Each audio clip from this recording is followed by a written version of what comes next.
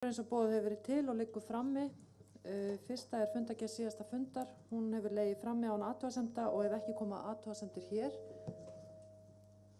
þá skoðast hún samþykkt. Þá það skýrsla og tillögur verkefnanefndar B. Hennar viðfangsefni verða tekin fyrir í þrennu lagi. Fyrst eru tillögur frá 9. ráðsfundi breytingar á áfangaskjali til afgreiðslu. Í öðru lagi eru lagðar fram tillögur nýja texta í áfangaskjalið, alþingismenn og störf Alþingis til kynningar og loks eru lagðar fram til kynningar greinar 28 og 9 stjórnarmyndun og vantraust og þar með umræður forsetaræði og þingræði.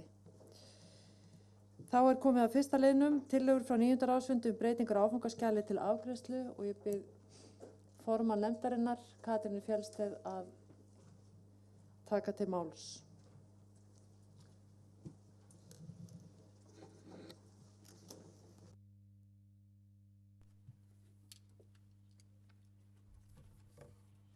Fundarstjóri og ágætu áheyrendur.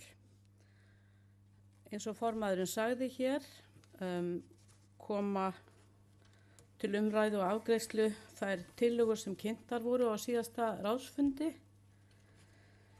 Þær eru eflingu löggjafarvalds gagnvart framkvæmdarvaldi, störf Alþingis og eru í nokkrum liðum.